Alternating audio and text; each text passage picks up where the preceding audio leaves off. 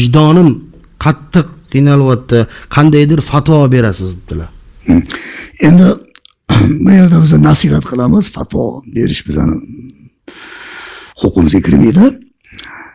Endi avvalo bu opalarga men nasihatim. Birinchi o'rinda qarz. Bu qarz yomon narsa bo'ladi. Ayniqsa bandaning haqqi. Alloh taolo qiyomatda o'zi bilan bandasining o'rtasida ishga aralashar ekan. Namozdan qarzimiz bordir, ro'zadan, Alloh qahridan rahmi kuchli, holisi kechib oladi. Lekin bandasi bilan bandasining o'rtasida ishga Alloh aralashmas ekan. Ey Toshpo'lat, Eshpo'latni qarzdan kechgin bandam deb yalinmas ekan Alloh. Shuning uchun bir sim bo'lsa ham bandaning qarzini to'lash kerak. Qiyomatga ketsa ahvoli og'ir bo'lar ekan.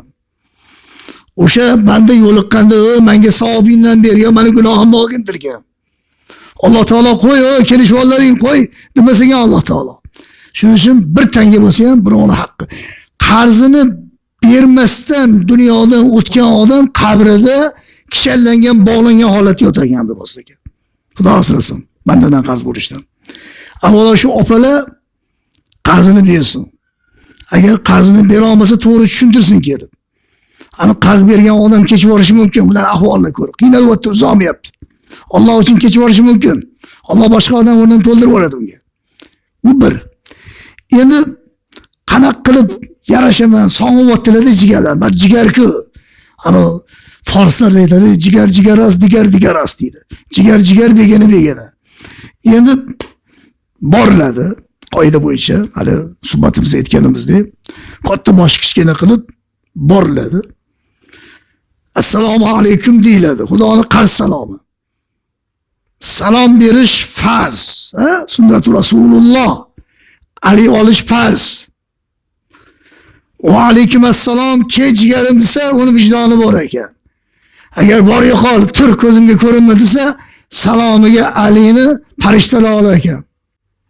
Va qiyomatda haqqi bor ekan. Mana shu odamning mendan qarzi bor. Nima qarz? Sendan bir so'm olgan joyim yo'q desa, salomiga Ali olmagansan. Qarzing bor deyishga haqqi bor ekan. Shuning uchun 3 marta boriladi qoida bo'yicha. Agar juda haydab haligi shu digoriga mag'zava sepib borsa, unda odam o'zining qadri bo'ladi inson. Hali o'zini urmaydi borib. Insonning o'zining qadri bor, o'zining hurmati bor. Hammaning orasida issiq ursa, uyaltirsa, assalomu alaykum deganni boshiga mag'zava o'tirsa, u harom bu. 3 marta boriladi. 3 martasida yaxshi bo'lib, isloh bo'lib ketishini Allohdan duo so'raymiz inshaalloh.